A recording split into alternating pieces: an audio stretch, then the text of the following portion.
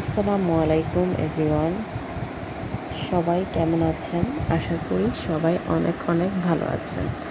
আমার এই ছোট্ট চ্যানেলের ছোট্ট ব্লগে আপনাদেরকে জানাই অনেক অনেক স্বাগতম।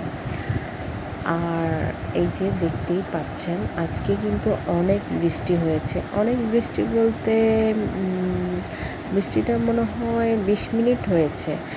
আমি চাচ্ছিলাম বৃষ্টিটা অনেকক্ষণ ধরে হোক। আর যেই মেঘ করেছিল, আমি ভাবছিলাম যে আজকে সারাদিনই বোধহয় বৃষ্টি হবে। আমি ছাদে কাপড় দিয়েছিলাম, কাপড়গুলো নিয়ে আসছি। তারপর টেনশনে ছিলাম যে কাপড়গুলো বোধহয় আজকে আর শুকাবে না। ওমা, দেখি কি ঠিক 20 মিনিটও হয় নাই মেবি, শুধু শুধু বৃষ্টিটা আসলো, রাস্তাঘাট সব ভিজাইলো, তারপর বৃষ্টিটা চলে গেল। আর গরম তো কমেই নাই, বরঞ্চ গরমটাকে আরও বাড়িয়ে দিল। তো যাই হোক, সকালে আমার স্কুল না, আমার ছেলের স্কুলে আমার ছেলেকে দিয়ে আসছি। দিয়ে আসার পরে আমি তারপর ঘরের যে কাজগুলো থাকে, টুকিটাকি কাজ, বিছানা গোছানো, ঘর ঝাড়ু দেওয়া, ঘর মোছা, আর আমারও তো পার্সোনাল কাজ থাকে। তারপর ছোট বেবি যেহেতু আছে, ওর কাপড় চোপড় ধোয়া, ওগুলো করে বাচ্চাকে খাবার খাওয়ায়ে তারপরে এখন আসলাম রান্নাঘরে। আর যখনই আমি রান্নাঘরে আসি, চেষ্টা করি যে আমার যে কিচেন কাউন্টারটা ওটা পরিষ্কার রাখার। যেমন আমার চুলাটাতে আমি সবসময় রান্না করি, তো চুলাটা যদি পরিষ্কার না থাকে, দেখা যায় যে রান্না করতে কিন্তু ভালো লাগে না। তো আমার চুলাটা হয়েছে কি, মানে এটা হচ্ছে বলাকা চুলা যেটা বলে সেটা, কিন্তু এত অয়েলি চুলা। আমি জানি না সবার চুলা এরকম কিনা। এই চুলাটা আনার পর থেকে আমি দেখতেছি যে এটা খুব অয়েলি। যতই পরিষ্কার করি না কেন, মানে এটার মধ্যে একটা তেলতেলে একটা ভাব আছে। আমি কিন্তু আমার চুলাটা সবসময় পরিষ্কার করে রাখি, এতটাও নোংরা হয় না। কিন্তু কেন চুলাটা এত অয়েলি জানি না।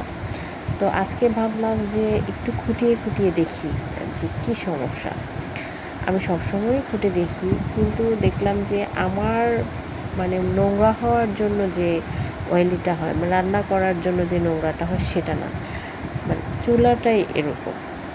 তো আমি জানি না কেন এরকম, এটা কি রঙের কারণে এরকম নাকি অন্য কোনো কারণে। কার কার বাসায় এমন চুলা আছে, আর তোমাদের চুলাগুলোও কি এরকম কিনা সেটা আমাকে জানাবে। আমি জানি না এই চুলাটা থেকে ময়লা উঠাতে আমার খুবই কষ্ট হয়।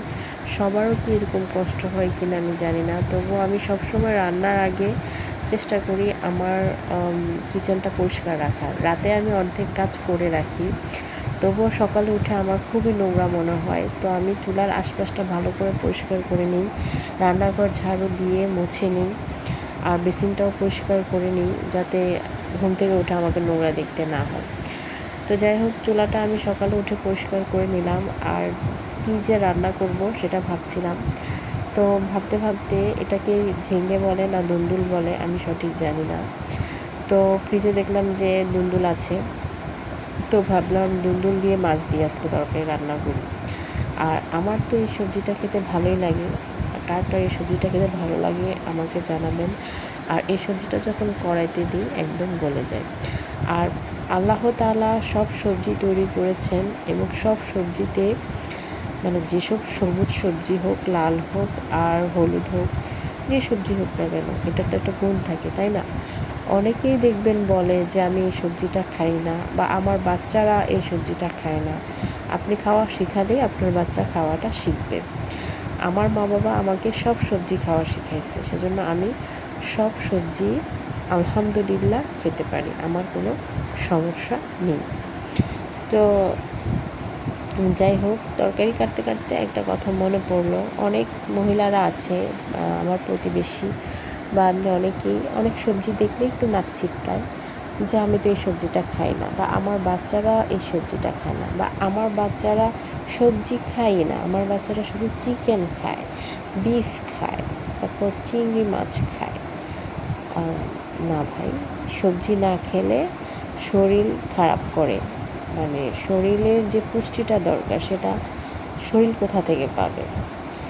আর এই যে করলাটা কিন্তু অনেকেই অ্যাভয়েড করে, আমি দেখেছি। কিন্তু আমি কিন্তু মোটেও অ্যাভয়েড করি না, আমি খেতে অনেক পছন্দ করি। আর করলার গুণাগুণের কথা আর কি বলবো, এখন তো সবাই শিক্ষিত, সবাই স্মার্ট, এটা সবাই জানে, সেটা আমার বলতে হবে না। তো যাই হোক, যে যেখান থেকে বসে আমার ব্লগটি দেখছেন, যদি আমার ব্লগটি ভালো লাগে প্লিজ লাইক করবেন, কমেন্ট করবেন এবং শেয়ার করে আমার পাশে থাকবেন। আর আমার সাবস্ক্রাইবার বাড়ার জন্য আপনারা আমাকে একটু সহযোগিতা করবেন। আর আমি যেন খুব শীঘ্রই 1 লাখ সাবস্ক্রাইবার অর্জন করতে পারি, সেজন্য আমার জন্য প্রে করবেন। আর আমি কিন্তু গোল্ডেন বাটনটা চাই ইউটিউব থেকে। আগে তো সিলভার বাটনটা পেতে হবে, সিলভার বাটনটা আগে পেয়ে নিই, তারপর গোল্ডেন বাটনটা। তো ওটা পাওয়ার জন্য আপনারা সবাই আমাকে অবশ্যই সাহায্য করবেন। তো যাই হোক, আমি কিন্তু চেষ্টা করি রেগুলার ব্লগ দেওয়ার, কিন্তু বাচ্চা কাচ্চা নিয়ে দেখা যায় শ্যুট করা কষ্ট হয়ে যায় এবং সেটা এডিট করতেও একটা সময়ের ব্যাপার। এডিট করার পর সেটাতে ভয়েস ওভার দেওয়াটাও একটা সময় সাপেক্ষের ব্যাপার।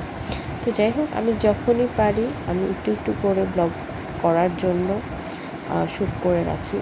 তো আমি এত কষ্ট করছি শুধুমাত্র তোমাদের ভালোবাসায়। আমি একটা গোল্ডেন বাটন অথবা সিলভার বাটনটা আগে পাই, সিলভার বাটনটা পেতে চাই ইউটিউব থেকে। তারপর তো যাই হোক, এখানে আমি করলা ভাজিটা করে নিয়েছি। আর ব্যস্ততম দিনের কথা তো সবসময়ই বলি যে আমি এটা করি ওটা করি। আর তোমরা অনেকে আছো যে আমার ব্লগটি দেখতে পাচ্ছ কিন্তু কেউ কমেন্ট করছো না, প্লিজ তোমরা একটা ভালো কমেন্ট করবে। আর যারা আমার পরিচিত অনেকে হয়তো আমার ব্লগ দেখছো, তো তোমাদের যদি ভালো লাগে তোমরা একটা ভালো কমেন্ট করতে পারো, ব্যাড কমেন্ট করার প্রয়োজন নেই, ভালো কমেন্ট করতে পারো। তো আমি ইউটিউবে অনেক দিন ধরেই কাজ করি, প্রায় 6 বছর তো হবে, কিন্তু রেগুলার ব্লগ দেওয়া হয় না, তাই আমার পেজে রিচটাও বাড়ছে না। তো আমি আশাবাদী যে আমি যদি রেগুলার ব্লগ দিই তাহলে অবশ্যই আমার সাবস্ক্রাইবার বাড়বে। তো এখন তো অনেকে অনেক রকম পন্থা অবলম্বন করে, বিভিন্নভাবে বিভিন্ন রিলস করে, তারপরে অনেক কিছু করে। আমি রিলস করতে পারি না, যদিও হয়তো রিলস করলে আমার পরিচিতিটা আর একটু বাড়বে।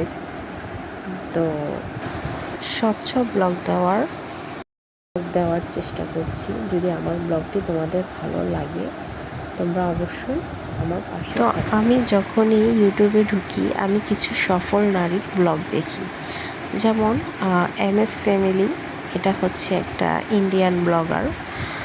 ওই আপুটা প্রথম দিকে দেখতাম যে ওরা আর্থিকভাবে খুবই দুর্বল ছিল, কিন্তু ওই আপুটা আমার জানা মতে একদিনও কামাই দেয়নি ইউটিউবে ব্লগ দেওয়া। তো ওই আপুটা মাশাআল্লাহ এখন এমন পর্যায়ে গেছে যে কি বলবো। তো আমি চাই ওই আপুটার মতন সফল ব্যক্তি হতে। তো তোমরা প্লিজ আমার পাশে থেকো, আমাকে সাপোর্ট করো। যে যেখান থেকে বসে আমার ব্লগটি দেখছো সবাই ভালো থেকো। আল্লাহ হাফেজ।